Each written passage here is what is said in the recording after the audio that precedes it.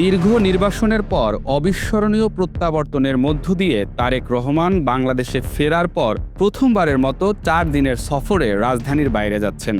আগামী 11 থেকে 14 জানুয়ারি পর্যন্ত তারেক রহমান 9টি জেলা সফর করবেন বলে বিএনপির একটি প্রেস রিলিজে জানানো হয়েছে। 11 তারিখে আসবে বগুড়াবাসীর জন্য খুব শুভকামনার দিন, সুন্দর দিন, ঈদের দিনের চাইতে আনন্দের দিন। তারেক রহমানের আগমনকে ঘিরে টাঙ্গাইল, সিরাজগঞ্জ, বগুড়া, রংপুর, দিনাজপুর, ঠাকুরগাঁও, পঞ্চগড়, নীলফামারী এবং লালমনিরহাটে বিএনপির নেতাকর্মী ও অসংখ্য সাধারণ মানুষ রাজনৈতিক প্রত্যাশা পূরণের স্বপ্ন দেখতে শুরু করেছে।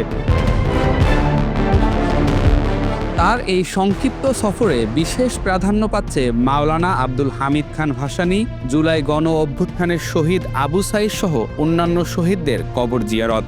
আন্দোলনে আহতদের সঙ্গেও তিনি সৌজন্য সাক্ষাৎ করবেন বলে জানানো হয়েছে। এখান থেকে যতটুকু জেনেছি যে আবু সাঈদের কবর জিয়ারত করার রংপুরে যাওয়ার কথা আছে। কিন্তু এই মুহূর্তে সবগুলো জেলা ছাপিয়ে বগুড়াবাসীর উচ্ছ্বাস পৌঁছেছে আনন্দ ও বিজয় উদযাপনের উচ্চতায়। তারেক রহমানকে বরণে প্রস্তুত শহীদ প্রেসিডেন্ট জিয়াউর রহমানের স্মৃতি বিজড়িত জিয়াবাড়ি এবং তার নিজের পৃষ্ঠপোষকতায় তৈরি গ্রিন এস্টেট। 11 তারিখে আসবেন উনি, 11 তারিখ রাতে থাকবেন, 12 তারিখে চলে যাবেন, মোটামুটি বলে দিয়েছি।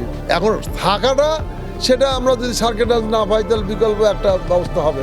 বগুড়ার স্থানীয় বিএনপি নেতৃবৃন্দের ভাষ্যমতে পুরো জেলা তারেক রহমানকে বরণের প্রতীক্ষায়। আমাদের বিশ্বাস তারেক রহমান 11 তারিখে বগুড়ায় আসলে লক্ষ লক্ষ জনতা, মা বোনেরা তাকে ফুলের শুভেচ্ছা জানাবে ইনশাআল্লাহ। 2006 সালের 24 ডিসেম্বর ছিল বগুড়াবাসীর সঙ্গে তারেক রহমানের সর্বশেষ সরাসরি সাক্ষাৎ। 19 বছর পর তারেক রহমানের আগমনকে ঘিরে উৎসবের আমেজ বগুড়া জেলা বিএনপির কার্যালয়ে।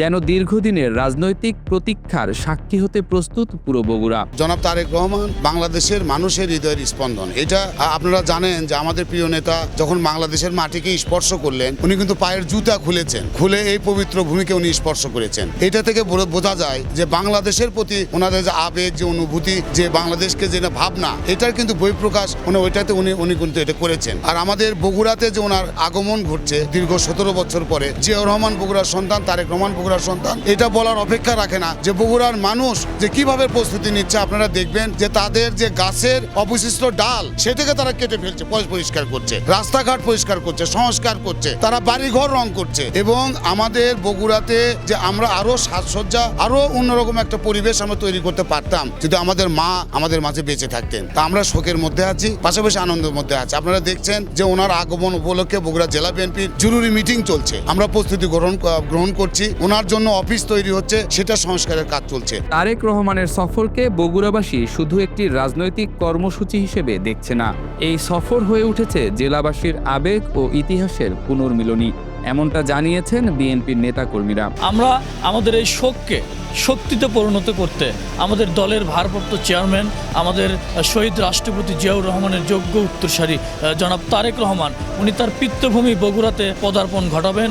আমরা মনে করি এটি বগুড়াবাসীর দীর্ঘদিনের আশা আকাঙ্ক্ষার প্রতিফলন। দীর্ঘদিন বগুড়ার মানুষ এটি আকাঙ্ক্ষা করে আসছিল যে তাদের সন্তানকে তারা দেখবে, তাদের নেতাকে তারা অত্যন্ত কাছ থেকে দেখবে এবং তার কথা শুনবেন। তারেক রহমানের আগমনের খবর ছড়িয়ে পড়ার পর পুরো জেলা জুড়ে বইছে আনন্দের জোয়ার। এত আনন্দিত আমরা যে ভাষা প্রকাশ করতে পারবো না। বগুড়াবাসী শুধু না, মানে সারা বগুড়াবাসীর সাথে সারা দেশে এক অবস্থা। আমরা আনন্দে উৎফুল্ল হয়ে আছি সারাক্ষণ ভাবে যে কখন সে আসবে, কখন সে তার সাথে দেখা হবে। আমরা দীর্ঘদিন ধরে তার অপেক্ষায় ছিলাম, আছি।